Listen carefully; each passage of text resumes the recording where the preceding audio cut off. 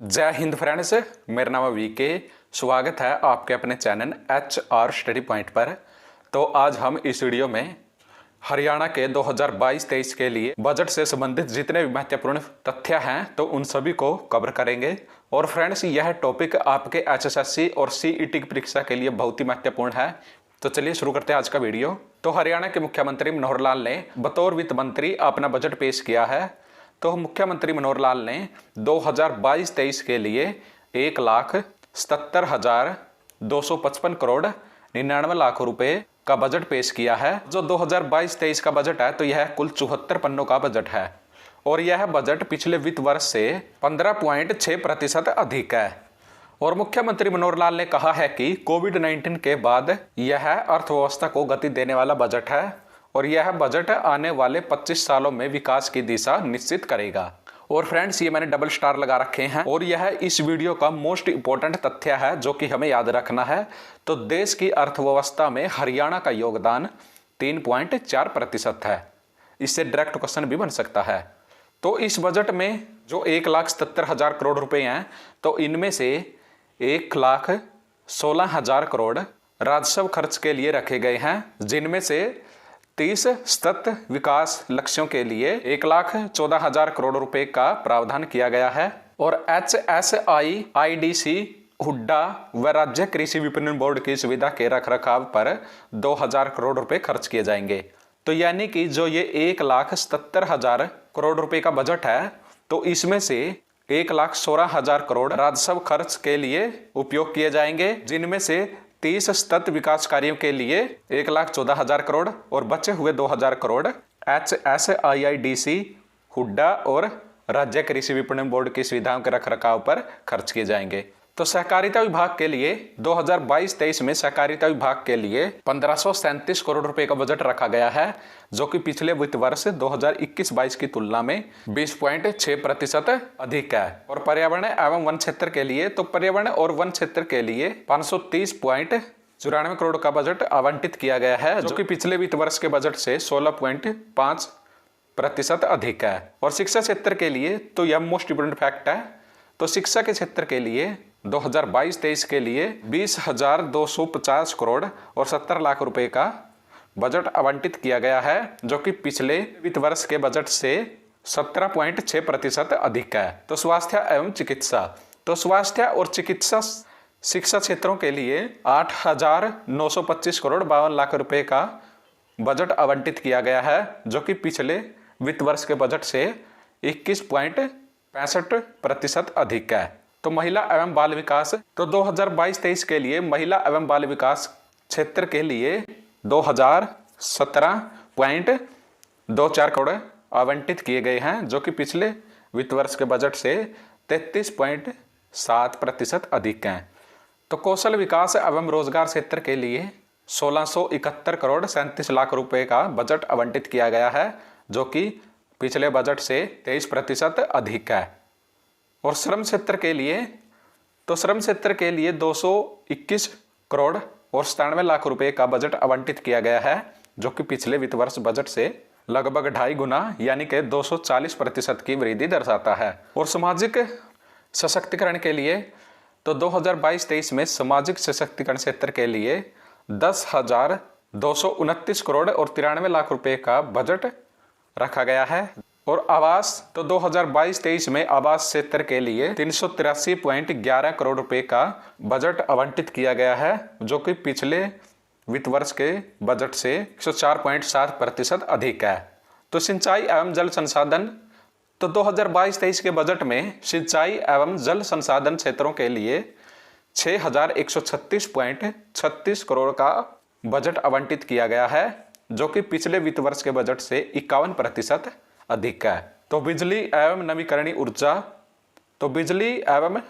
ऊर्जा क्षेत्रों के लिए 7,203 करोड़ का बजट आवंटित किया गया है, जिसमें से 5,983 करोड़ रुपए सब्सिडी कृषि पंप सेट के लिए शामिल है। तो सैनिक और अर्धसैनिक क्षेत्र के लिए 136.90 करोड़ का बजट आवंटित किया गया है।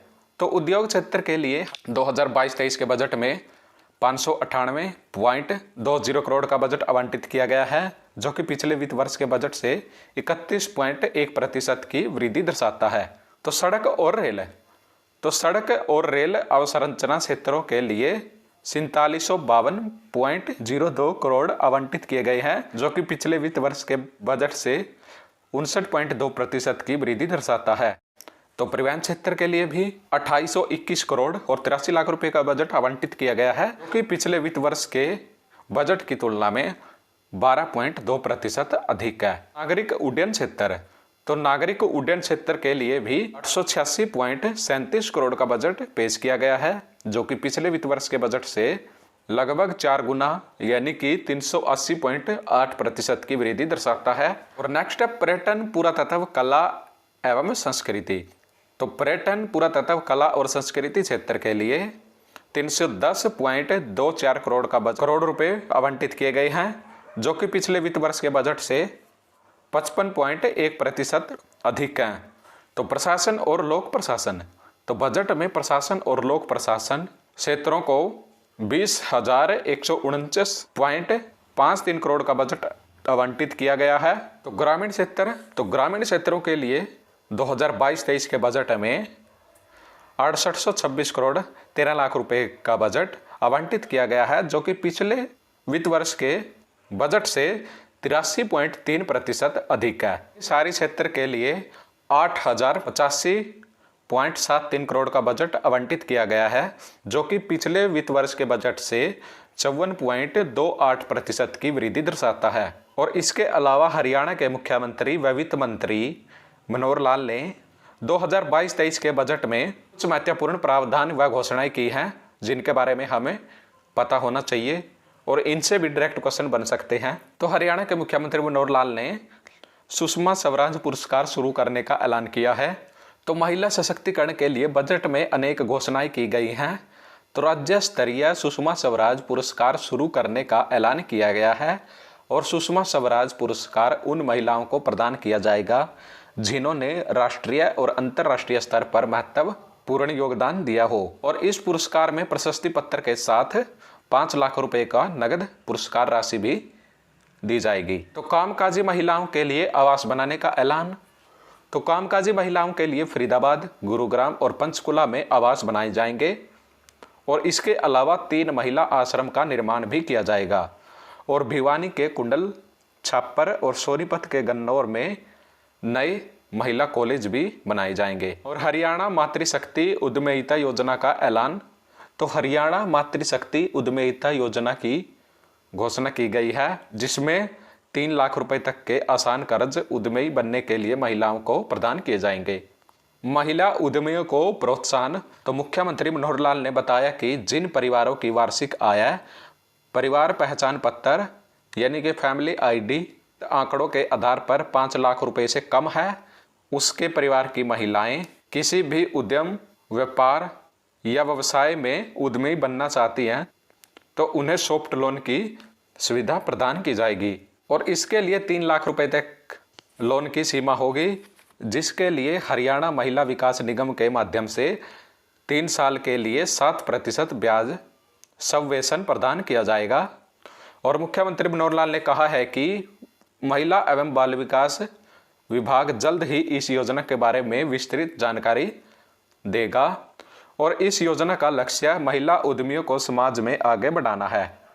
तो कृषि क्षेत्र का बजट, तो कृषि क्षेत्र के लिए इस बार 5988.76 करोड़ का बजट आवंटित किया गया है, जो कि पिछले वित्त वर्ष की अपेक्षा 27.7% बढ़ाया गया है। तो दर्शन लाल जैन के नाम पर शुरू होगा पुरस्कार। तो प्रख्यात पर्यावरणविद दर्शन लाल जैन के नाम पर नया पुरस्कार शुरू होगा और यह दर्शन लाल जैन हरियाणा पर्यावरण पुरस्कार के नाम से जाना जाएगा। और 10 हाईटेक नर्सरी की जाएंगी विकसित, तो 10 हाईटेक नर्सरी विकसित की जाएंगी। 2022-23 में वृक्ष गणना और जियो टैगिंग होगी और पंचकुला के कालका से यमुनानगर के क्लेसर तक 150 किलोमीटर लंबी नेचर ट्रेल स्थापित की जाएगी। और पर्यावरण व वन क्षेत्र के लिए 530 करोड़ रुपए आवंटित किए गए हैं और सभी कॉलेजों में कम से कम 10 स्मार्ट क्लासरूम होंगे। तो इसके अलावा संस्कृति मॉडल स्कूलों की संख्या भी बढ़ाने का ऐलान किया गया है। तो हरियाणा में संस्कृति मॉडल स्कूलों की संख्या 138 है। तो मुख्यमंत्री मनोहर लाल ने हरियाणा में संस्कृति मॉडल स्कूलों को 138 से बढ़ाकर 500 किए जाने का ऐलान किया है। तो इन स्कूलों में 5वीं से ही कंप्यूटर शिक्षा दी जाएगी और कौशल को बढ़ावा देने के लिए अटल टिंकरिंग लैब की तर्ज पर 50 स्टेम लैब स्थापित की जाएंगी। 8वीं से 12वीं कक्षा तक विषयवार ओलंपियाड शुरू किया जाएगा और मानसिक रूप से दिव्यांग व्यक्तियों के लिए अंबाला में आजीवन देखभाल गृह की स्थापना की जाएगी और वर्ष 2023-24 तक इसके शुरू होने की उम्मीद है। और हरियाणा के 21,000 HIV पीड़ित व्यक्तियों को 2250 रुपये प्रति माह की वित्तीय सहायता प्रदान की जाएगी। भौतिकी व विज्ञान में उच्च स्थान हासिल करने वाले विद्यार्थियों को नासा व इसरो की एक्सपोजर विजिट करवाई जाएगी। डॉक्टर अंबेडकर मेधावी छात्र योजना में अब सभी वर्गों के सालाना 4 लाख रुपए तक की आय वाले विद्यार्थी शामिल होंगे और इस योजना के तहत 8,000 से लेकर 12,000 रुपये प्रति वर्ष छात्रवृत्ति प्रदान की जाती है। और हरियाणा में PDS योजना अब फैमिली ID यानी कि परिवार पहचान पत्र के डाटाबेस के माध्यम से लागू होगी और परिवार पहचान पत्र के माध्यम से ऐसे 4 लाख परिवारों की पहचान की गई है जो इस योजना के पात्र हैं, लेकिन उनके पास BPL OPL राशन कार्ड नहीं है। तो PM मातृ वंदना योजना के तहत गर्भवती व स्तनपान कराने वाली महिलाओं को दूसरे बच्चों के लिए भी 5,000 रुपये मिलेंगे। तो राष्ट्रीय खेल संस्थान की तर्ज पर पंचकुला में हरियाणा राज्य खेल संस्थान स्थापित किया जाएगा, जहां पर sports injury rehabilitation, sports physiotherapy, old खेल प्रशिक्षण में सर्टिफिकेट कोर्स संचालित किए जाएंगे। और इस साल होने वाले एशियाई और राष्ट्रमंडल खेलों को देखते हुए हरियाणा सरकार ने पात्र खिलाड़ियों को पुरस्कार राशि का 1/3 पैसा पहले जारी करने का निर्णय लिया है ताकि वे खेल की तैयारियां कर सकेंगे। और खेल अकादमी योजना के तहत सरकार की विभिन्न खेल श्रेणियों के 10 डे बोर्डिंग और 8 आवासीय अकादमी को शुरू करने की योजना है और यहाँ पर सरकारी प्रशिक्षकों द्वारा प्रशिक्षण प्रदान किया जाएगा और इनकी देखरेख के लिए प्रतिष्ठित खिलाड़ियों की एक समिति गठित की जाएगी। और हरियाणा में लघु उद्यमिता समर्थन निधि योजना शुरू की जाएगी। इसमें 3 लाख रुपए के कर्ज पर 5% की दर से ब्याज सहायता दी जाएगी और यह प्रतिवर्ष अधिकतम 15,000 होगी। तो श्रमिकों की नियमित चिकित्सा जांच के लिए पानीपत, सोनीपत, अंबाला, हिसार, रोहतक और जींद में 6 नई औद्योगिक स्वच्छता प्रयोगशालाएं खोली जाएंगी। 2022-23 में 300 किलोमीटर की नई सड़कें बनाई जाएंगी और 22 नए रेलवे ओवरब्रिज व वाहन अंडरपास बनाने की योजना है और 5,000 रिचार्ज बोरवेल स्थापित होंगे और 150 हीट वेंटिलेटेड एयर कंडीशन बसें खरीदी जाएंगी। तो 20 लग्जरी बसों के अलावा 150 हीट वेंटिलेटेड एयर कंडीशन बसें खरीदी जाएंगी और 2,000 साधारण बसें खरीदी जाएंगी। इनमें से 1,000 बसें रोडवेज की होंगी। नई मैक्सी कैब नीति आएगी।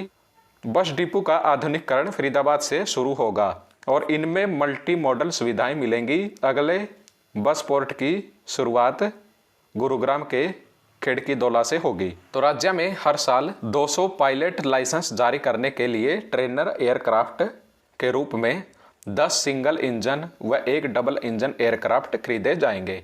तो जिला परिषदों की निधि का अनुपात 10 से बढ़ाकर 15% किया जाएगा और हरियाणा शहरी विकास कोष बनेगा और राज्य के समय के कर संसाधनों का 1% कोष को दिया जाएगा और ग्रामीण क्षेत्रों में स्कूलों, PHC व शहरी PHC का रखरखाव जिला परिषद व नगर पालिका को सौंपा जाएगा। और हरियाणा राज्य कृषि विपणन बोर्ड की जगह लिंक सड़कों को रखरखाव व विशेष मरम्मत कार्य अब जिला परिषद करेगी। शहरों के सामाजिक, सांस्कृतिक व पर्यावरणीय विकास के लिए दिव्या नगर योजना शुरू की जाएगी, जिसके तहत बुनियादी ढांचे के निर्माण के लिए परियोजना लागत का 60% राज्य सरकार व 40% शहरी निकाय वहन करेंगे। तो सरकार झज्जर में स्वामी ओमानंद सरस्वती राजकीय संग्रहालय स्थापित करेगी, जिसमें 1,80,000 कलाकृतियों को प्रदर्शित किया जाएगा। किस साइबर पुलिस स्टेशन बनाने का ऐलान? तो हरियाणा में 381 पुलिस स्टेशन व 357 पुलिस चौकियों में सीसीटीवी कैमरे लगाए जाएंगे और 21 साइबर पुलिस स्टेशन स्थापित किए जाएंगे। तो 2022-23 में 1000 महिला पुलिस कर्मियों की भर्ती की जाएगी और पुलिस कर्मियों के लिए 2000 नई आवासीय इकाइयां बनाई जाएंगी। सरकारी कर्मचारियों और हरियाणा में रहने वाले पेंशन भोगियों के लिए चिकित्सा उपचार के लिए एक व्यापक कैशलेस प्रणाली स्थापित की जाएगी। तो 6 महीने में यह योजना लागू हो जाएगी और प्रदेश के सभी बोर्डों, निगमों व अन्य संवैधानिक अधिकारों की नियमित कर्मचारियों को इस योजना में शामिल किया जाएगा और कुरुक्षेत्र में महाभारत कालीन थीम पार्क स्थापित किया जाएगा।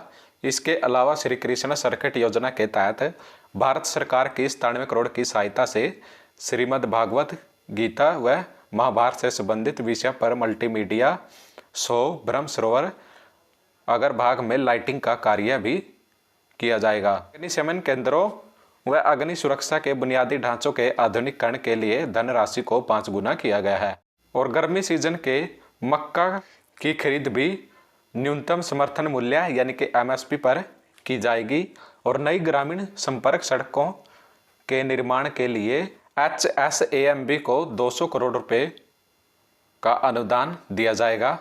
फसल समूह विकास कार्यक्रम के तहत 100 पैकेज हाउस की स्थापना भी की जाएगी और फसल विविधीकरण कार्यक्रम के तहत 20,000 एकड़ फसल विविधीकरण का लक्ष्य रखा गया है। किसानों को किराए पर मशीनें उपलब्ध करवाने हेतु 5 मशीन बैंक केंद्रों की स्थापना की जाएगी। किसानों के मार्गदर्शन के लिए प्रगतिशील किसान कृषि दर्शन कार्यक्रम की शुरुआत भी की जाएगी। हरित विकास उद्देश्यों के लिए जलवायु एवं सतत विकास कोष व वैज्ञानिक गतिविधि और छात्रवृत्ति को बढ़ावा देने के लिए अनुसंधान एवं नवाचार को स्थापित किए जाएंगे और हरियाणा में हैफेड द्वारा गुड़ इकाइयां स्थापित करने का निर्णय लिया गया है।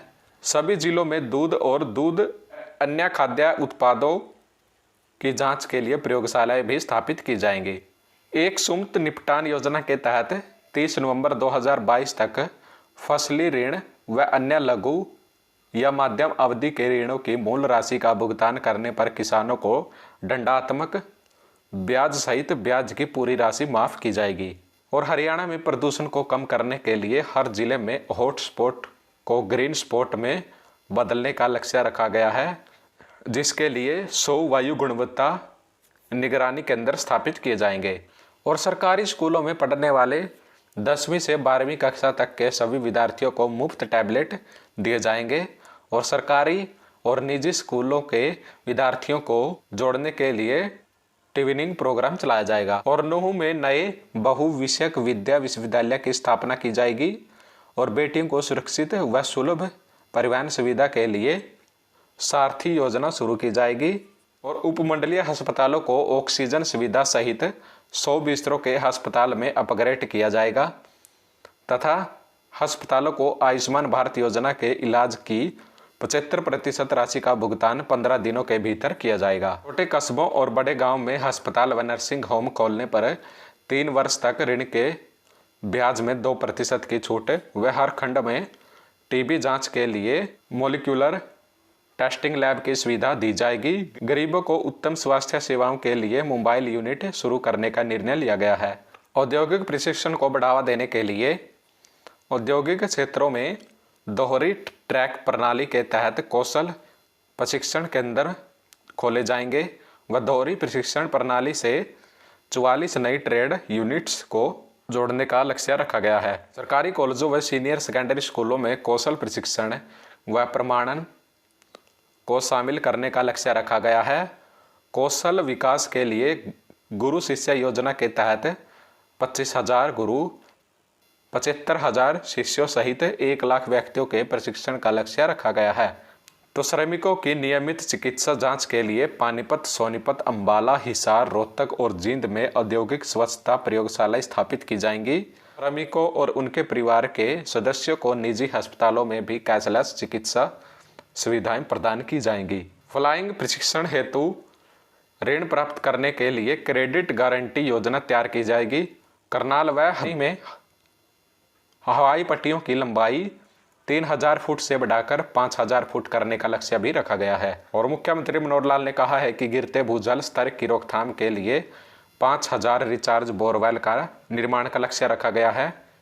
और प्रधानमंत्री कृषि सिंचाई योजना के प्रति बूंद अधिक फसल घटक में 1214 करोड़ की सब्सिडी का प्रावधान किया गया है।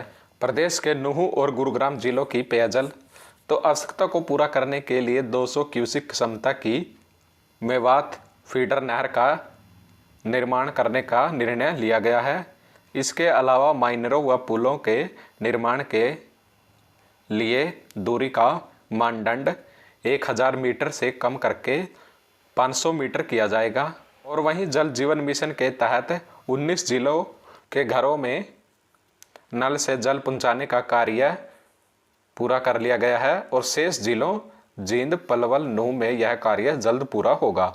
और इस बजट में घोषणा की गई है कि औद्योगिक क्षेत्रों में बिजली के बुनियादी ढांचे में सुधार व उन्नयन के लिए 1000 करोड़ रुपए का निवेश किया जाएगा।